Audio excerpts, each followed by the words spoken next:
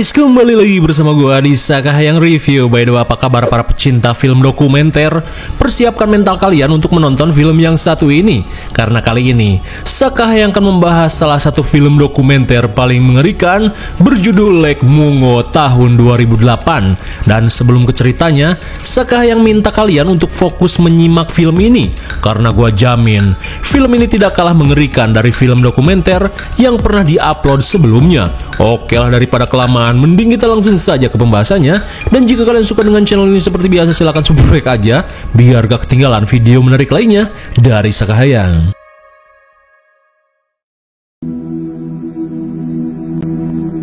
I feel like something bad. Why it's important, like how it helps me post or whatever. Like, if you kept secrets a secret. But you have to believe you're to blame.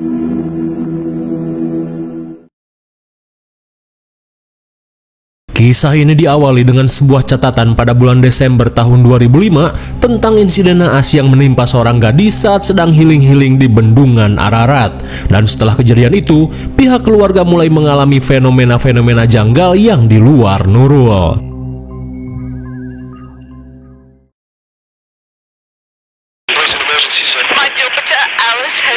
Kemudian cerita dimulai dengan kepanikan seorang ibu bernama Jun yang melaporkan kehilangan putrinya yang bernama Alice saat sedang piknik di Bendungan Ararat, di mana Jun merasa jika putrinya ini tenggelam saat sedang berenang.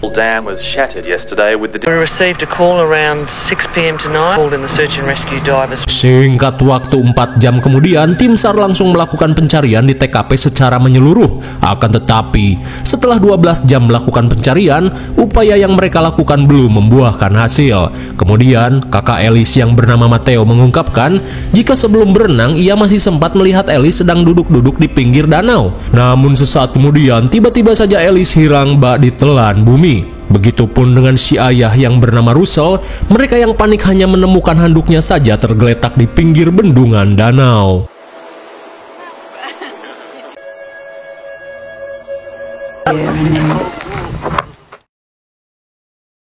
Singkat waktu, pihak wartawan berusaha mencari keterangan pada pacar Alice yang bernama Jason. Namun Jason berkata jika sudah beberapa bulan ini mereka sudah jarang berkomunikasi hingga ibu Alice memberitahukan berita naas itu.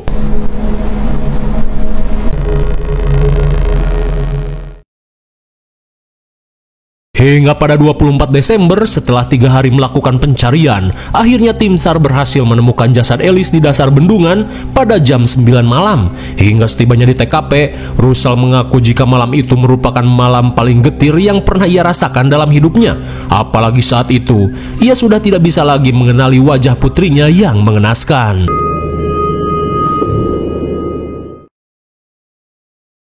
Hingga setelah tim forensik melakukan otopsi, Russell langsung melakukan pemakaman pada mendiang putrinya ini. Alice Palmer, a young woman taken. Alice is remembered as a happy. Palmers were really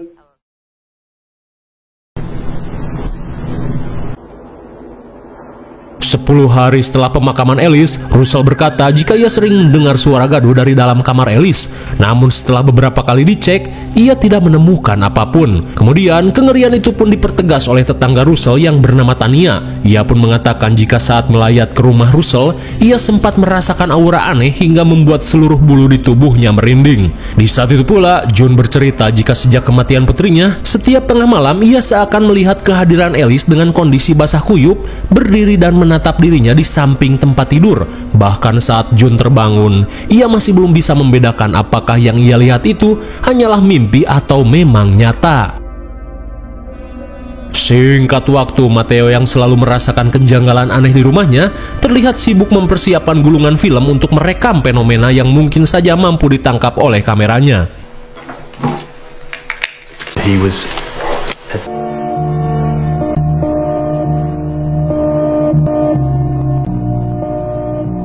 Hingga pada suatu ketika, Matteo mengungkapkan jika saat dirinya melakukan pemotretan di halaman belakang, ia mendapati sebuah penampakan aneh yang membuat bulu-bulunya merinding. Photograph of the backyard that I set up for myself when we got here. It would appear that Do you remember what the reaction in the house was at the My God, mengerikan sekali. Rupanya kamera Matteo tanpa sengaja menangkap sosok wanita berambut panjang yang sangat mirip dengan mendiang adiknya.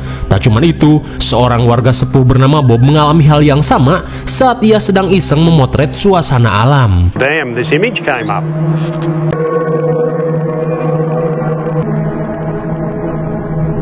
Oh my God, lagi bisa kita lihat penampakan itu sama persis dengan sosok yang ditangkap oleh Matteo. Dan setelah foto-foto itu viral, entah efek stres atau apa, June mulai merasa jika sosok itu merupakan benar-benar putrinya yang masih hidup. Ia pun mulai ragu dengan suaminya yang sempat melihat jasad Alice ketika dievakuasi. I didn't have any right. Lantas, sambil mengingat kembali penemuan jasad putrinya, Russell yang mulai goyah dengan kekhawatiran istrinya, akhirnya memutuskan untuk kembali memastikan jasad putrinya dengan meminta pihak kepolisian untuk melakukan pembongkaran makam dan melakukan tes DNA. Hingga pada bulan Juni, Russell pun sepakat untuk menggali kuburan putrinya. And today, almost Alice's body was presented from the coroner's office also. The DNA samples.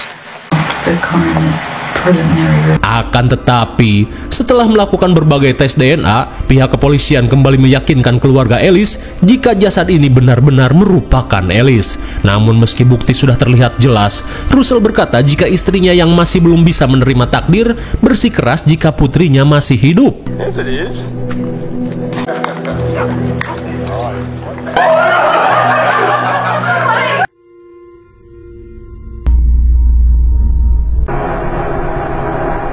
Hingga 2 hari kemudian, mereka pun kembali memakamkan Alice. Namun keluarga Alice masih bertanya-tanya tentang siapakah sosok penampakan ini.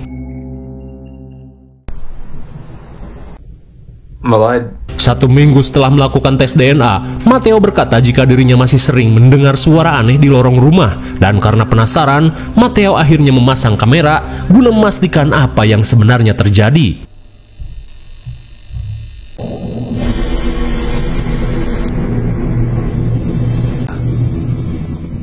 I looked back and he Sungguh creepy. Kamera milik Matteo menangkap sosok misterius melintas ke arah pintu keluar. Matteo pun yakin jika penampakan tersebut bukanlah anggota keluarganya. Lantas, siapakah sosok tersebut? Apakah itu arwah Alice atau sosok onom? You're on Voice FM, 2 minutes past the line, Ray. Hi, Nadia. How are you? What can I do? It was around about that time I decided to. Singkat waktu, June yang sering mendengarkan podcast horor merasa penasaran dengan seorang penyiar Zurich FM bernama Ray. Karena menurut Cenah, Ray ini dikenal sebagai ahli psikolog sekaligus memiliki kemampuan sebagai seorang cenayang. Dan kini June yang mempunyai ide berniat mengundangnya ke rumah untuk melakukan ritual pemanggilan arwah Alice. Singkat waktu, Russell mengatakan jika sebenarnya ia tidak mempercayai hal-hal goib karena hanya buang-buang waktu dan duit. Akan tetapi Russell yang tidak ingin istrinya tantrum terpaksa memenuhi permintaannya dengan mengundang Ray ke rumahnya. Hingga di malam harinya, Matteo yang tertarik dengan ritual ini meminta izin untuk melakukan dokumentasi karena siapa tahu kamera miliknya kembali menangkap sesuatu. Ray didn't really. Make your presence known.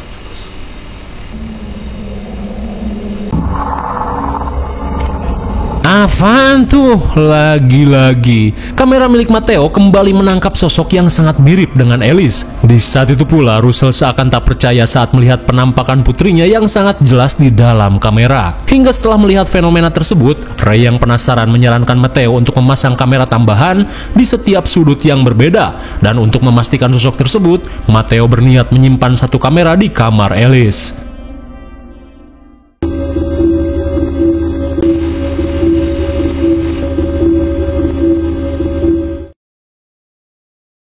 Hingga 2 minggu kemudian, kamera milik Matteo kembali menangkap fenomena yang mengerikan dari kamera yang disimpan di kamar Alice. Kembali pada Russell, sebelum mempercayai penampakan itu, ia yang mendapat info berniat untuk menyelidiki rekaman milik temannya terlebih dulu. Karena cenah, rekaman ini bisa membuktikan apa yang sebenarnya terjadi saat ini. Kira-kira bukti apa yang dimaksud oleh Russell? Kemudian scene beralih pada teman Russell yang bernama Katie dan Dog, di mana mereka mengatakan jika bulan kemarin dirinya sempat liburan ke wilayah Ararat, bertepatan saat si sepuh Bob mendapat penampakan Alice di kawasan danau. Sambil mengecek video vlognya, mereka pun memperlihatkan sesuatu yang janggal. A female figure from a long way away. It definitely was neither female nor. Oh, ternyata orang tersebut adalah Matteo yang menggunakan sweater milik Alice. Hingga setelah semuanya terbongkar, ternyata penampakan Alice yang kita lihat tadi hanyalah akal-akalan Matteo untuk menenangkan ibunya. Atau bisa saja Matteo hanya ingin numpang tenar dari kejadian yang menimpa adiknya. Dirasa sudah ketahuan, Matteo akhirnya menjelaskan cara mengedit foto supaya terlihat realistis, di mana Matteo menggunakan teknik edit tumpang klise dari foto-foto Alice yang ia miliki. Lantas untuk penampakan video, Matteo menjelaskan jika ia menggunakan video-video Alice terdahulu untuk dimasukkan ke dalam rekamannya. On the TV, I had the TV in the bedroom. What you see basically is Alice. Melihat mata Matteo yang berkaca-kaca, ia pun dibacoti jika tindakan itu hanya memperparah delusi ibunya. Akan tetapi Jun yang teguh dengan pendirian mengatakan jika video dan foto-foto Matteo cuma hoak, lantas yang selama ini ia lihat dan rasakan itu apa? Ia pun yakin jika Alice masih ada di dalam rumah ini bersama dirinya. To June, to Alice, little as she grew older. Think she might not know. Singkat cerita, pada bulan Agustus, Ray berencana menghibur keluarga Russell dengan mengajaknya pergi healing-healing keluar kota selama 3 hari. Sementara di rumah, rupanya Matteo yang penasaran kembali memasang kamera miliknya dan kini no hoak-hoak. Kali aja memang di rumahnya ada sosok penampakan Alice. At which point we checked the tapes.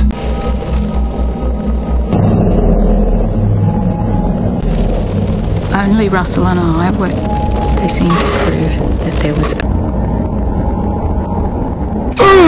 My God, kali ini benar-benar asli. Kamera Matteo menangkap penampakan Alice dengan begitu jelas. Tak cuma itu, di kamera lain Matteo menangkap penampakan seorang lelaki yang menyelinap ke kamar Alice. Dan setelah di zoom, mereka pun kaget karena lelaki itu adalah tetangganya yang bernama Tohei. Kira-kira apa maksud Tohei menyelinap ke kamar Alice ketika suasana sepi? Sekembalinya dari healing-healing, Jun yang penasaran langsung mengecek kamar Alice guna mencari sesuatu yang diincar oleh Tohei. When I found Alice's safe. That's it. Seketika Jun pun heran saat menemukan kaset VHS yang bertuliskan skandal bersama 2 majikan. Pasti kalian penasaran dengan isi video ini? Nih!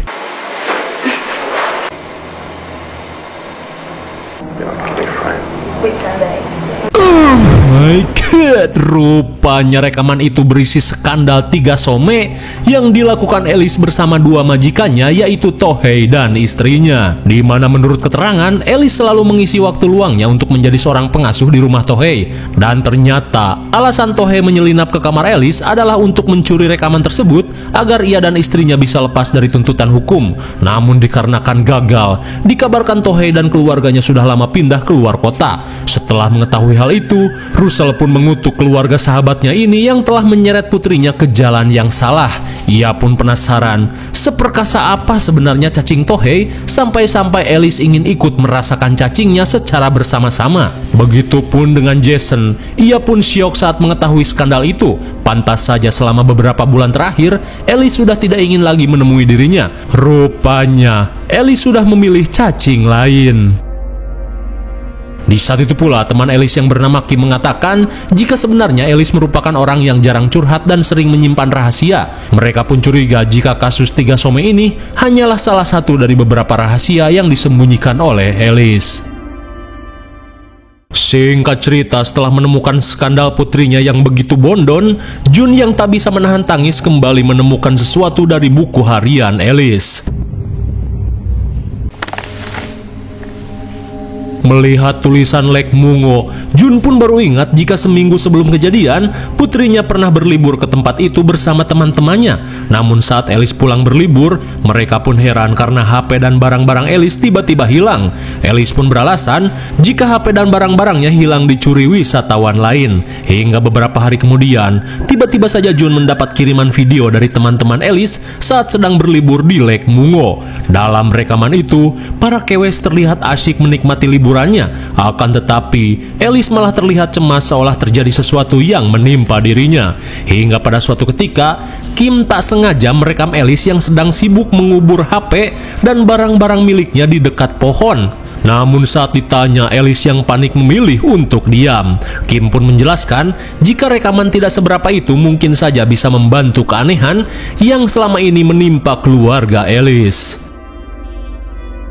Hingga di keesokan harinya, dengan bermodalkan video yang dikirim oleh Kim, mereka yang penasaran memutuskan untuk mendatangi Lake Mungo guna mencari tahu rahasia yang disembunyikan oleh Alice.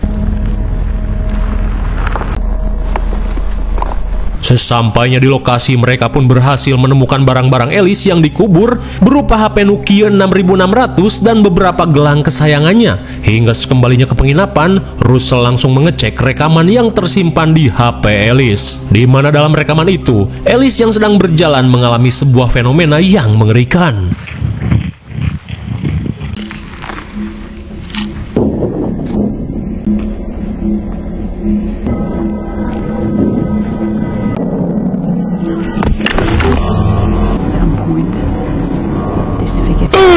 My God, rupanya ketika itu Alice melihat sosok misterius yang sangat mirip dengan dirinya. Di saat itu pula, Russell pun menyadari jika sosok ini sangat mirip dengan jasad Alice ketika dievakuasi.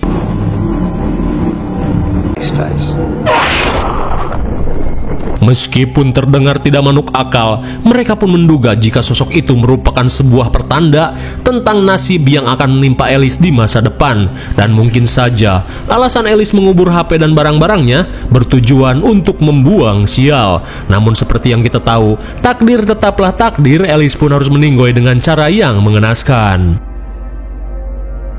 Singkat cerita, setelah mengetahui rahasia putrinya, Jun mengatakan jika suasana rumahnya mulai menjadi tenang, hingga membuat dirinya bisa mengikhlaskan kepergian putrinya. Lalu 1 bulan kemudian, Jun dan keluarganya memutuskan untuk pindah rumah dan memulai kehidupan baru. She's leaving the room.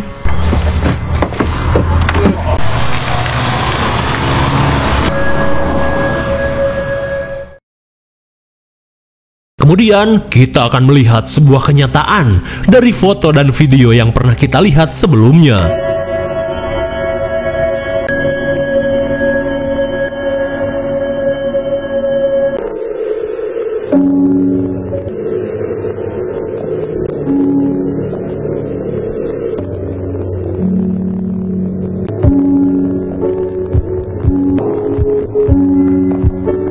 Sungguh merinding. Di balik foto dan video gimmick yang dilakukan oleh Matteo, rupanya selama ini Alice benar-benar marakayangan dan selalu nongol di setiap momen keluarganya. Hanya saja mereka tidak menyadarinya. Lalu, film pun sudah berakhir. Bagaimana, film yang cukup mengerikan bukan? Hanya satu yang butuh penjelasan, kira-kira bagaimanakah kronologis meninggoynya Alice? Tapi sayangnya kita tidak diberitahu. Hanya saja, sejak Alice ditampaki penampakan dirinya yang mengerikan ketika di Lake Mungo, sejak saat itu Alice mulai dirundung ketakutan akan kematian. Seolah-olah penampakan itu merupakan pertanda jika nasib Alice akan menjadi seperti itu. IMDb untuk film ini adalah 6,2 dan menurut Saka yang cocok diberi nilai 7,0. Mungkin segini saja review dan pembahasan film Lake Mungo tahun 2008. Jangan lupa like, share, dan subscribe supaya kalian tidak ketinggalan jika ada video menarik lainnya dari Sakayang. Thanks for watching and see you on next video. Bye bye.